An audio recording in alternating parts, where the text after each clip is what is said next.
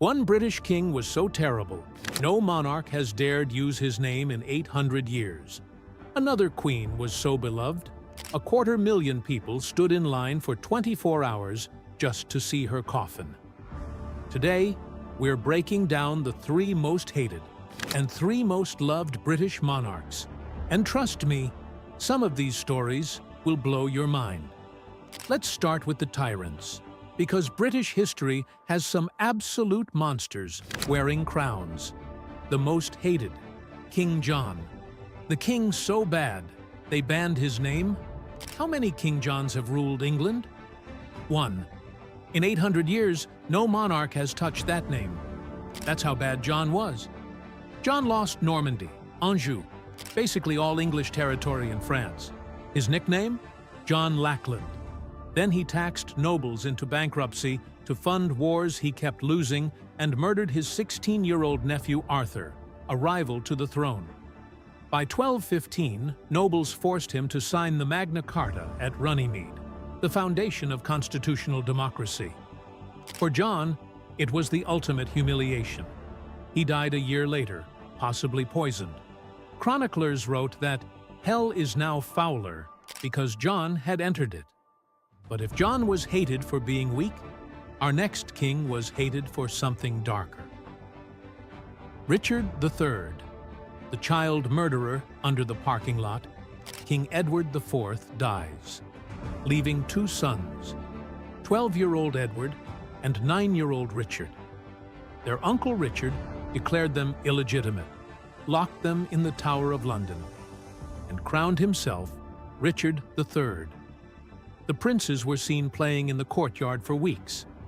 Then they vanished, never seen again. Shakespeare's play cemented Richard as a hunchbacked monster who killed children for power. But in 2012, archaeologists found Richard's body under a Leicester parking lot. DNA confirmed it. The scoliosis was real, but not Shakespeare's exaggeration. Suddenly, people asked, did Richard kill the princes, or did Henry VII frame him? We still don't know.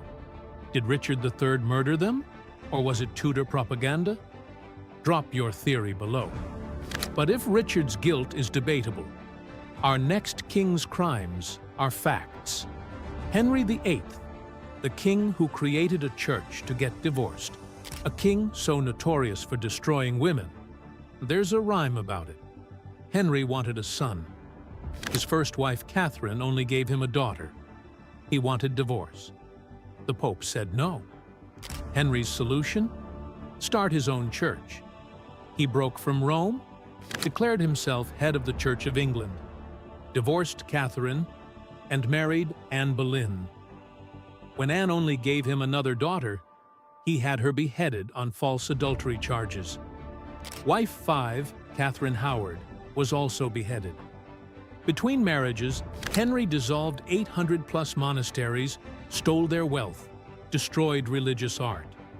Monks who resisted were hanged. By death, Henry was 400 pounds with oozing leg ulcers.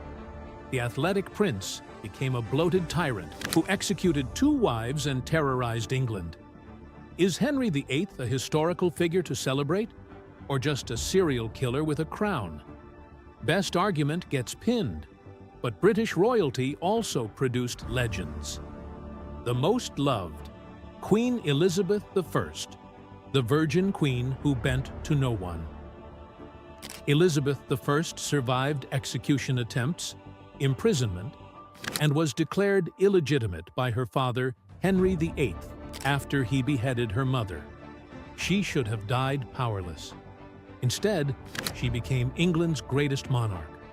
Crowned at 25, Elizabeth faced pressure to marry. Every European king proposed. She refused them all. When Parliament demanded marriage, she held up her coronation ring. I am already bound unto a husband, which is the Kingdom of England. In 1588, Spain's massive armada invaded. Elizabeth rode to Tilbury in armor. I have the body of a weak woman, but the heart and stomach of a king of England. The English navy destroyed the armada. England's greatest victory. Her reign saw Shakespeare, global exploration, and England's transformation into a world power. She died at 69, never married, having proved a woman could rule brilliantly alone. Queen Victoria, the queen who ruled half the world. When Victoria became queen at 18, Britain was modest. When she died at 81, the British Empire covered 1/4 of Earth, the empire on which the sun never sets.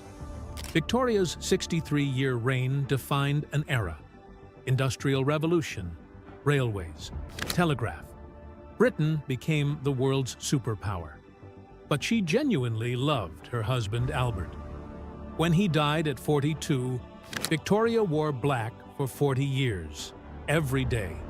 She refused to pretend otherwise, despite public criticism. Victoria had 9 children, 42 grandchildren who married into every European royal house. Grandmother of Europe. She survived 8 assassination attempts and outlasted 9 prime ministers, transforming Britain into an empire. Queen Elizabeth II, the queen who outlasted everyone, 70 years. Elizabeth II reigned longer than anyone in British history. She wasn't supposed to be queen. Her uncle Edward VIII abdicated, her father became king. Suddenly, she was heir. During World War II, she joined as a mechanic, the only female royal to serve in the armed forces. Crowned in 1953, she met 15 prime ministers from Churchill to Truss. She survived Diana's death and public fury, Charles Camilla scandal, Andrew's disasters, Harry-Meghan departure. Every crisis that should have destroyed the monarchy, she weathered. When she died at 96 in September 2022, 250,000 people queued up to 24 hours just to walk past her coffin for 10 seconds. Why? For 70 years, she was the constant. Governments fell, technology changed, but the Queen remained steady, dignified. She embodied duty above self. In our age of oversharing, she proved silence can be powerful. The royal truth: King John was so incompetent, he accidentally created democracy. Richard III might have been framed for 500 years. Henry VIII murdered his way through marriages and destroyed England's religious heritage. But Elizabeth I proved women could rule brilliantly. Victoria endured tragedy while building an empire. Elizabeth II showed 70 years of dedication. The monarchy survived because of the Elizabeths and Victorias, not despite the Johns and Henrys. Good monarchs inspired, showed crowns come with responsibility. That power should serve people. The hated ones? Warnings. John shows ego exceeding ability. Richard shows reputation destroyed by history's writers. Henry shows absolute power, corrupting absolutely. Here's my question. If you had to pick one monarch to rule today, who would it be? Elizabeth I's defiance? Victoria's endurance? Elizabeth II's duty? Comment your choice and why. Leadership isn't about the crown you wear. It's how you wear it. The best understood that. The worst never learned. And 800 years later, we're still talking about both.